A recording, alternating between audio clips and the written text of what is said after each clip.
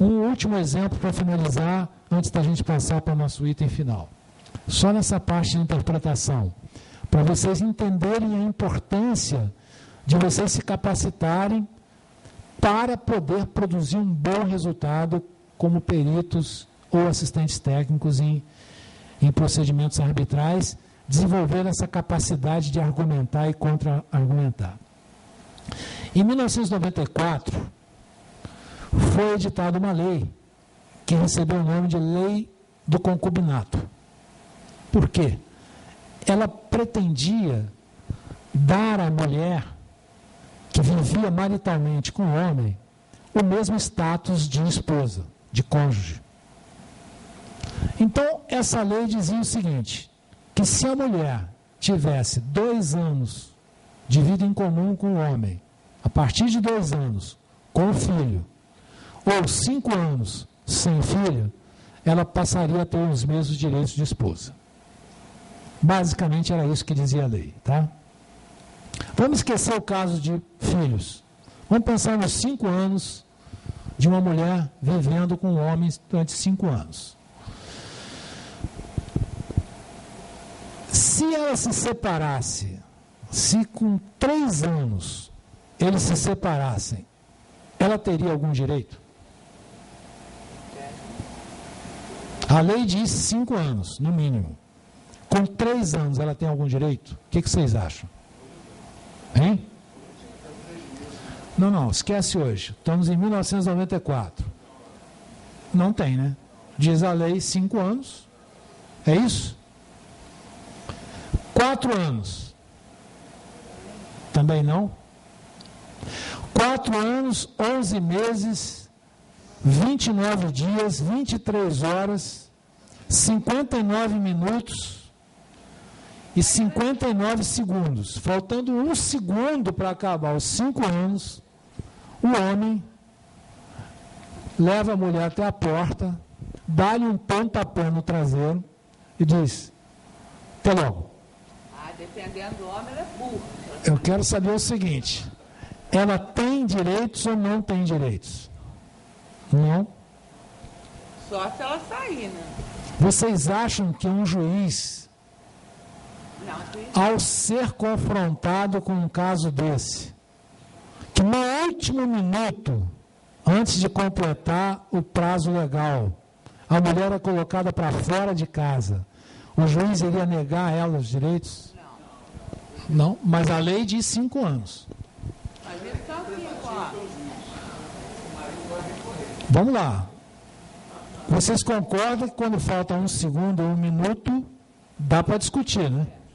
Não, dá para discutir não. Foi. Dá para discutir. Não, senhora, é fora.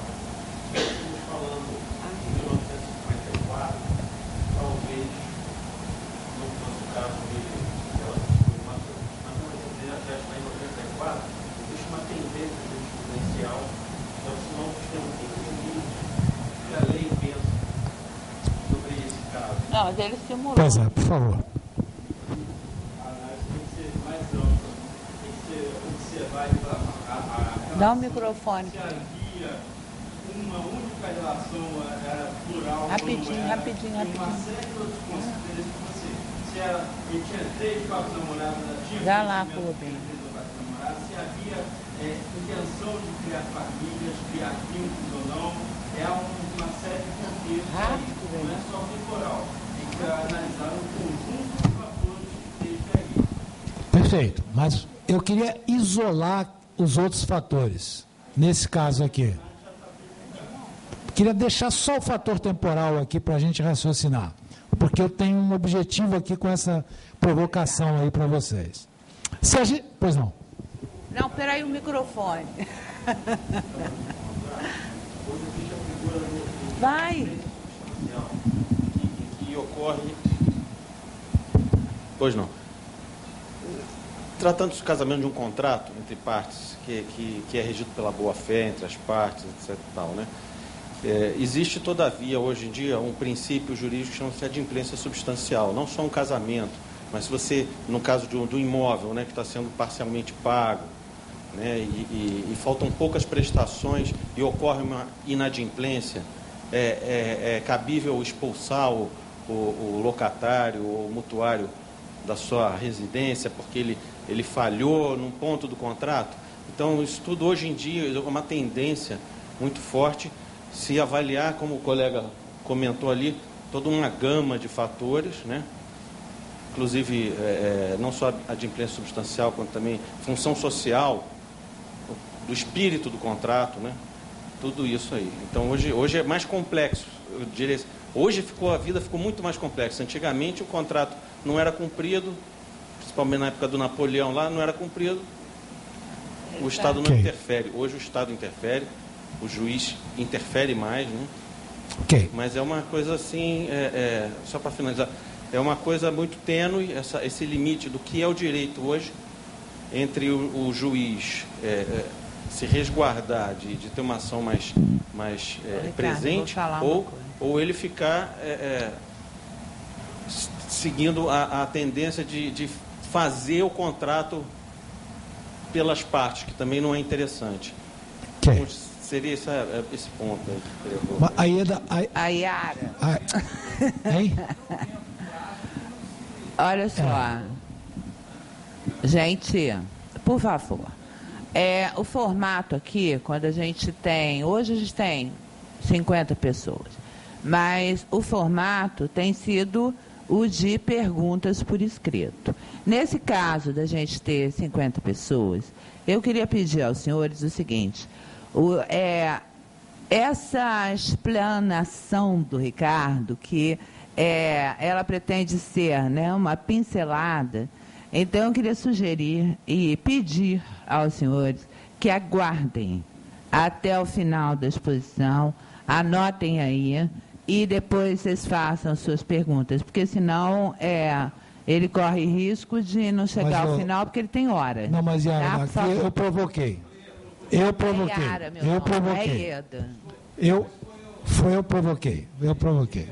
Foi. Eu fui culpado por essa transgressão aqui. Mas vamos lá. Não é transgressão, não, é só... Vamos lá.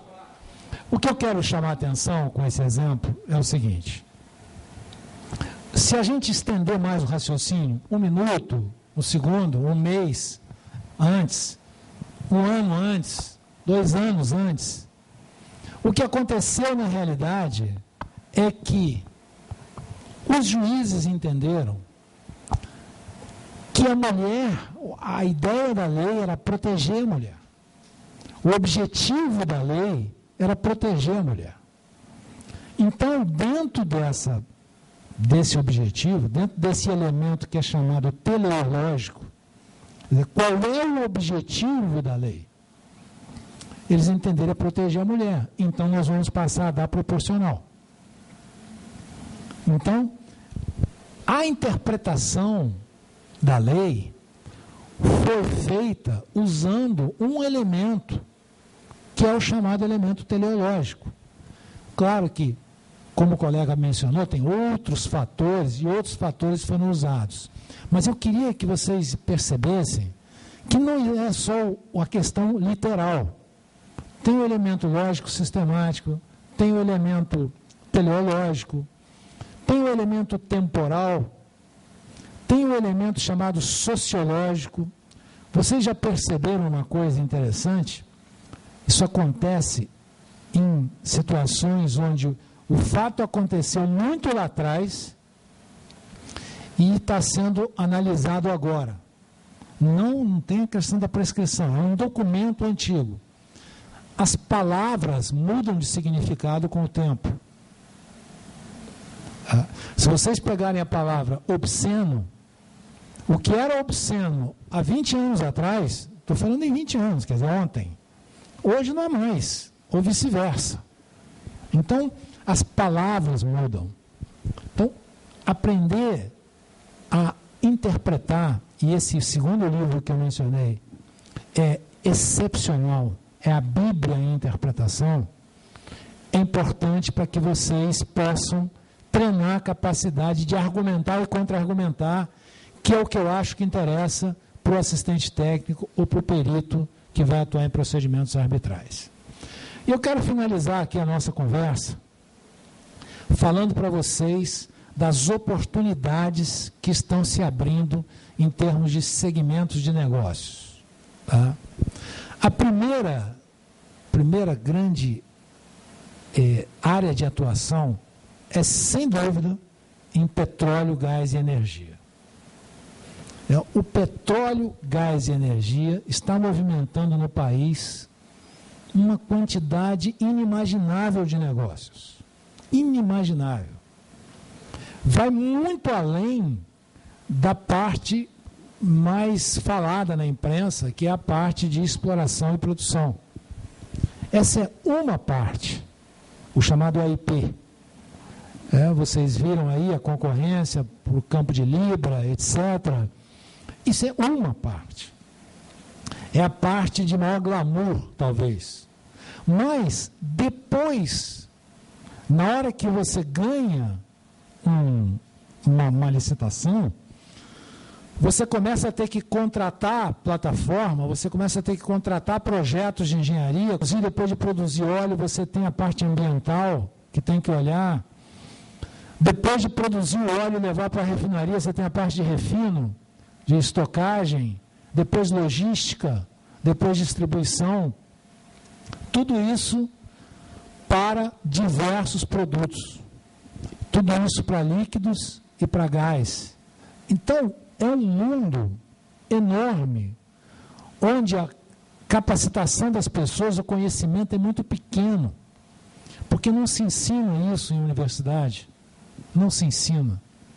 Então, para aqueles que estão dispostos a entrar e aproveitar essas oportunidades, façam cursos nessa área de petróleo, gás e energia.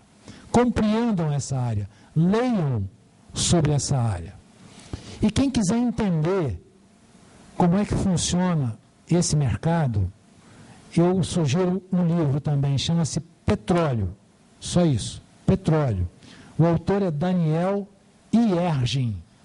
Esse primeiro I é com Y. Daniel Yergin. E depois tem um N de Nair no final. É com G. Esse livro relata a história da indústria de petróleo e vocês vão compreender como ela se forma e como é que ela é altamente perversa. Então, para entrar nesse petróleo, nesse segmento, vocês precisam conhecer isso e depois procurar ler as notícias. Entra no site do IBP, Instituto Brasileiro de Petróleo, entra no site da ANP, enfim, procurem se inteirar do que está acontecendo, porque as empresas estrangeiras estão desesperadas atrás de profissionais que conheçam o mercado. Precisa conhecer o mercado. Não precisa ser engenheiro eletricista, engenheiro de petróleo, geólogo, nada disso. Tem que compreender o mercado. Como é que ele funciona? Quem deve ser contatado? Quais são as empresas brasileiras que atuam? Então, as oportunidades no segmento de petróleo, gás e energia são enormes, enormes. Na parte de energia não convencional, por exemplo, energia eólica, energia solar, a energia eólica, para vocês terem uma ideia, ela traz dois tipos de problemas, dois tipos de litígios que acontecem o tempo todo. O primeiro é ruído. Os geradores eólicos são muito barulhentos. Então, onde eles são instalados, muitas vezes a licença ambiental é negada por causa do barulho. Muitas vezes as empresas têm que comprar uma extensão de terra muito maior para poder ter área para dissipar o ruído. Então, esse é o primeiro problema. O segundo problema é dirigido aos arquitetos. Os geradores eólicos são feios. Eles poluem visualmente o local onde eles estão. Quem foi recentemente aí a Fortaleza deve ter visto ali na região das praias um parque eólico tira toda a beleza das praias. A praia de Mucuripe, por exemplo, né? Você olha o gerador, ele fica aquele troço espetado ali. Então, os projetistas estão demandando arquitetos criativos que queiram buscar soluções. Eu já sei de pelo menos 2 casos onde a licença ambiental municipal não foi emitida por causa da poluição visual. Então, as oportunidades, elas estão aí batendo as portas, a gente precisa conhecê-las, a gente precisa buscar informações sobre elas. A energia solar, ela começa a aparecer no mercado, ainda de maneira muito incipiente. Está na hora. Não, mas a minha está. Então ela começa a aparecer de maneira muito incipiente, mas quem é que conhece de energia solar, de projetos de energia solar, de implantação de empreendimentos? Muito pouca gente. Muito pouca gente. Então o segmento de energia, ele está aí aparecendo como um segmento bastante atrativo. Nós vamos ter agora, dia 29 de novembro, portanto daqui a uma semana mais ou menos, a 12ª rodada de licitações da ANP, que vai tratar única e exclusivamente de óleo e gás não convencional. O que é o óleo e o gás não convencional demanda aí um seminário só para isso. Tá? Mas vocês já devem ter ouvido falar na revolução que aconteceu, está acontecendo nos Estados Unidos, que saiu da condição de país importador para ser exportador de petróleo, porque descobriu o chamado shale gas, o gás não convencional.